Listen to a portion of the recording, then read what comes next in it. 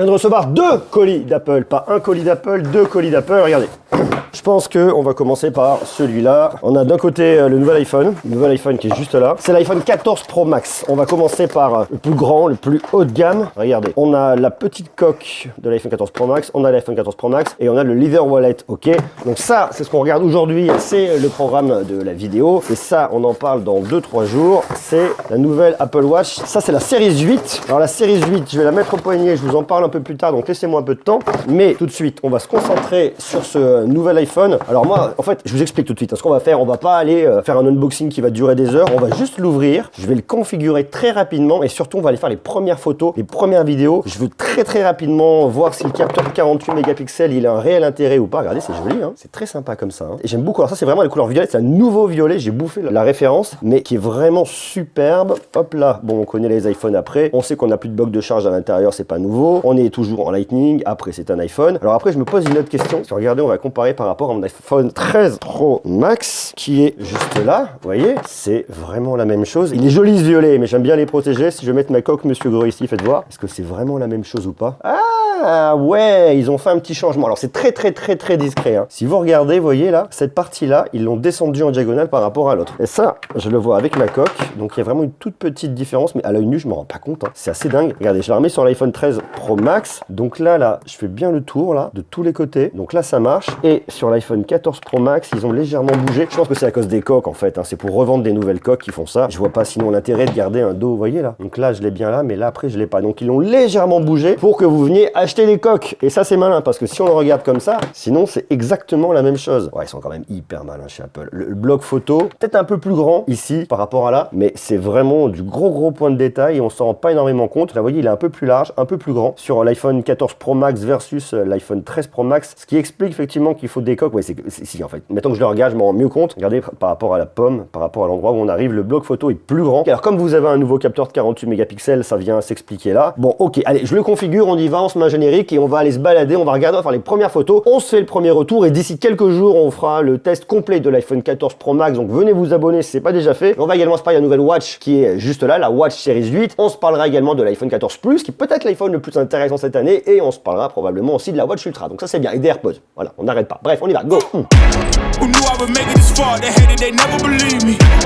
C'est aujourd'hui une vidéo qui est réalisée en partenariat avec Rhino Shield parce que vous le savez, c'est très important de venir protéger son smartphone et de lui mettre une coque de protection. Je vous le dis tout de suite, exceptionnellement pour la sortie des iPhone 14, à partir de maintenant, le lancement de la vidéo, vous avez moins 15% de remise pendant 48 heures. 48 heures uniquement, je vous mets le lien en bas dans la description, allez y jeter un œil, moins 15%, ça se refuse pas. Et tout ça avec le code GRE22, GRRR22. Chez Rhino Shield, vous avez plein de produits pour venir protéger vos iPhones, donc ça c'est vachement bien. Il va y avoir des Clear Case, il va y avoir des Modenix, il va y avoir des Solid Suite, il y en a vachement. Et vous avez également plein de collaborations avec différentes marques. Mais surtout, et ce qui est vachement intéressant, ça y est enfin, les coques Rhino Shield sont compatibles MagSafe à partir de l'iPhone 12, 13, 14, sauf les mini. Vous allez donc pouvoir venir protéger et personnaliser vos iPhones avec différents produits. Vous avez la Clear Case qui est très jolie, transparente, vous voyez le dos de votre iPhone, superbe expérience. Alors on le laisse soit comme ça, tout transparent, soit on peut venir totalement le personnaliser si on le souhaite. Vous avez également le Modenix qu'on peut également venir totalement personnaliser. La Solid Suite qui est une coque complète avec des boutons interchangeables si vous le souhaitez. Et vous avez également le Grip Max qui est une poignée pour tenir solidement votre iPhone. Ces produits Rhino Shield sont totalement personnalisables dans différents univers. Alors vous allez bien avoir du Summer, du Rainbow, des animaux, ci et ça. Vous en avez des tonnes de tous les côtés. Mais ils ont également des collaborations, que ce soit One Piece, Snoopy, Star Wars, Lord of the Rings, Dragon Ball Z,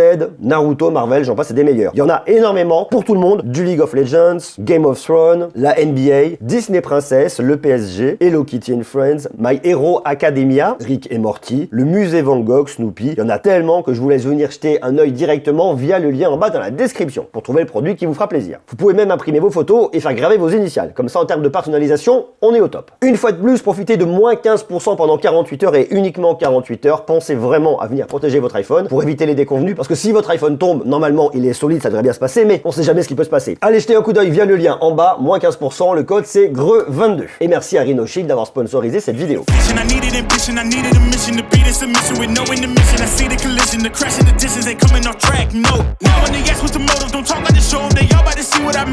Donc on peut toujours filmer en 4K30 là sur la caméra de selfie sur l'objectif normal. Ça tremble aujourd'hui, c'est fou. Je pense que ça devrait, j'espère le corriger pour vous. Et là c'est ça qui nous intéresse, c'est quand on vient filmer directement à l'arrière. Mais là on filme sur le capteur de 48 mégapixels. Donc ça c'est vraiment la grosse nouveauté cette année, hein, ce capteur de 48 mégapixels, vous voyez. C'est les premiers tests, on regardera ça plus en détail plus tard. Donc là je suis sur le capteur principal et on passe sur l'ultra grand angle qui est en 12 mégapixels. Voilà, ça c'est l'ultra grand angle. Bon, on connaissait déjà, mais le truc qui est nouveau cette année, c'est qu'on va pouvoir faire un x2 ou un x3. Donc regardez là, hop là je passe en x1. Là le x2 en fait, ça c'est un x2, on vient cropper dans le capteur de 48 mégapixels. Donc on est toujours sur le 48 mégapixels, mais on va faire un x2 dedans. Donc en fait là, je me retrouve en 24 mégapixels et après je fais x3 et là je change carrément d'objectif. Là je me retrouve effectivement sur un téléobjectif x3 optique. Donc en fait j'ai un x2 qui est un x2 numérique et qui vient cropper dans un capteur de 48 mégapixels et j'ai un x3 optique. C'est un peu compliqué cette année. On peut augmenter et en vidéo jusqu'à un x9. Voilà. Bon, faut-il le faire?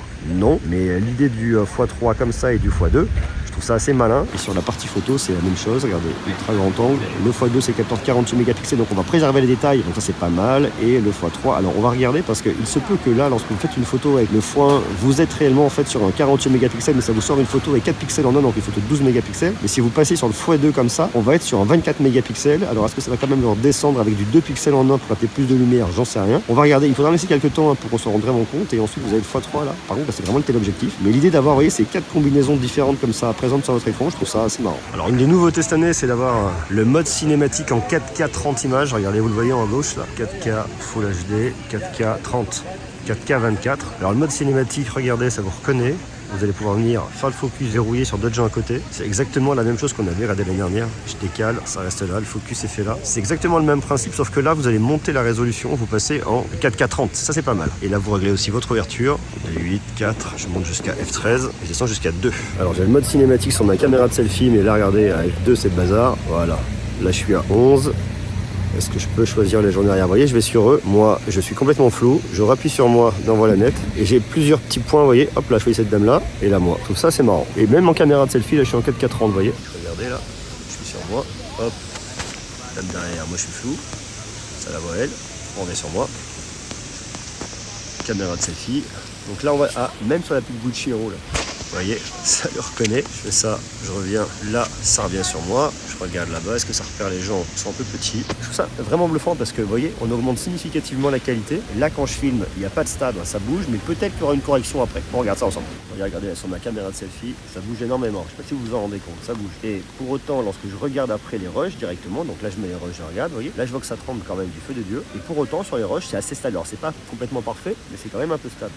Donc ça, c'est quand même assez bluffant. Mais parce que je suis sur la caméra de selfie. Caméra arrière, à mon avis, ça ira beaucoup mieux. Je suis sur la caméra arrière, donc toujours là en mode cinématique. C'est un peu mieux stabilisé, mais c'est pas parfait. Hein. Donc là, il a quand même un peu de mal du point de vue logiciel. Donc ça, c'est le mode cinématique. Mais si j'enlève le mode cinématique, normalement, ça devrait être mieux. Donc là, je suis sur le mode standard. Alors, je vois que ça bouge toujours un peu, mais lorsque je regarde après, normalement, ça bouge pas. Et si on veut vraiment pas que ça bouge, on a carrément le mode Action Cam. Pour activer le mode Action Cam, je viens juste là. Ici, là. Et là, par contre, je suis en 2,8K à 60. Je peux pas aller en 4K. Ça, c'est le plus haut que je puisse faire. Et là, par contre, là, je vais avoir la meilleure stabilisation. Alors, j'ai testé, j'ai fait pas mal de choses. C'est vrai que ça, c'est bluffant. Hein. Ça bouge pas mal. Il y a vraiment une stabilisation de base déjà, mais surtout au niveau logiciel, ils font un boulot qui est dingue et qui est vachement efficace. Je vais voir ce mode action là, si c'est bien comme ça. Je me rends pas compte si ça va être bien ou pas bien. On va regarder ça. C'est pas mal. En fait, ça pour le mode action, ce qu'il faut vraiment que je fasse, c'est que j'essaye de le faire comme si je faisais une vidéo avec une GoPro, même si c'en est pas une. Et à mon avis, ça devrait être pas mal. Il y a un truc qui me perturbe vachement là sur ce nouvel iPhone, c'est le Always On. Je me dis putain, mais j'arrive pas à éteindre mon iPhone. En fait, je clique, il s'éteint. Donc là, attendez. Donc là, il est éteint. Regardez, si vous voyez, la lune devient un peu plus petite et un peu plus foncée. Et ça me fait très bizarre en fait de pas avoir un écran noir. Mais bon, je pense que je vais m'y habituer rapidement, enfin j'espère. On se regarde rapidement quelques photos qui ont été faites avec cet iPhone pour voir un peu le rendu. Il va me falloir un peu de temps pour vraiment aller chercher plus loin et voir vraiment les différences entre d'un côté l'iPhone 13 Pro Max et de l'autre côté l'iPhone 14 Pro Max pour voir si vraiment il y a un intérêt avec le 48 mégapixels. Alors après, il y a toute la photographie computationnelle derrière et l'intelligence artificielle qu'on va retrouver qui va venir optimiser. Ça va être difficile de se rendre compte si ça vient que du capteur ou si ça vient de tout le traitement logiciel. Je pense qu'en réalité, c'est une espèce de mix des deux. Bon, là, écoutez, c'est propre, c'est jaune. Hein. Après, bon, pour la place des Vosges, c'est du sable. on est sur un iPhone, c'est pas surprenant, c'est très très chaud. Ce qui est intéressant une fois de plus, c'est de voir ce x1, x2, x3 jusqu'au x15. Ce que je vois là me paraît propre. Bon, jusqu'au x15, on arrive à sortir des choses qui sont quand même pas dégueu, hein, très honnêtement, même si c'est pas ouf ou ouf. Faudrait vraiment qu'il y ait enfin un périscope qui arrive ici sur un iPhone pour avoir un truc qui soit vraiment top. Peut-être qu'on verra arriver Apple dans 4 ans en disant ok, on a un périscope, it's a revolution. Ça manque, hein, ça manque vraiment, surtout la photo. Alors après vous me direz, on va pas forcément chercher du x15, x20, mais c'est vrai que vous voyez, quand on veut venir pousser un peu plus loin, on a tout de suite une qualité qui est maximisée. Ça c'est dommage qu'on ne l'ait pas ici. Bon, ok, c'est un choix. Je regarde tout le détail, moi ça qui m'intéresse au niveau des arbres.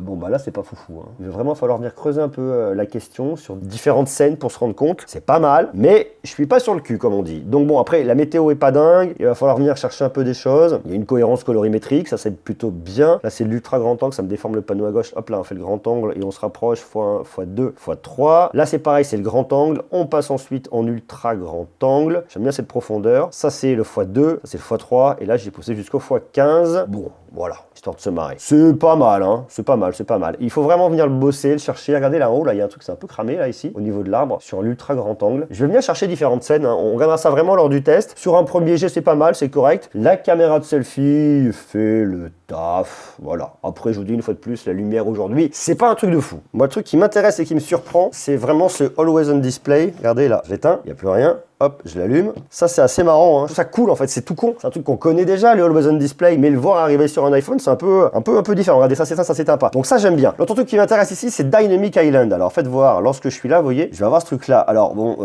je pense que lorsque je viens filmer, bon, bah forcément, ça disparaît complètement. Faut apprendre à bien le découvrir. Je vais faire aussi un tour un peu complet. Je vous ferai une petite vidéo. Alors, peut-être sur YouTube Shorts, je sais pas. Faut que je réfléchisse sur TikTok et compagnie. D'ailleurs, si vous n'êtes pas abonné, venez vous abonner. Je ferai peut-être une petite vidéo avec toutes les différentes facettes de Dynamic Island que j'aurai identifiées. Bon, laissez-moi encore quelques jours pour vraiment me familiariser avec cet iPhone. Je connais le format, je connais l'iPhone, je le connais même plutôt très bien. Mais il y a quelques petites nouveautés qui, pour le coup, sont vraiment intéressantes ici sur le modèle Pro qu'on a un peu moins sur le modèle normal. On va se faire un retour complet d'ici quelques jours et puis n'oubliez pas, on parlera également de la Watch Series 8 d'ici quelques jours et de tous les autres produits, de plein de produits également. Il n'y a pas qu'iPhone, il y en a plein d'autres et ça c'est cool. Donc prenez soin de vous, on se retrouve très bientôt pour continuer à parler de tech et si d'ici là vous avez des questions, suggestions, interrogations ou des choses en particulier que vous voulez que je regarde sur ce nouvel iPhone, vous me le dites en bas dans les commentaires. On se retrouve très vite, je vous embrasse, prenez soin de vous. Des bisous, ciao.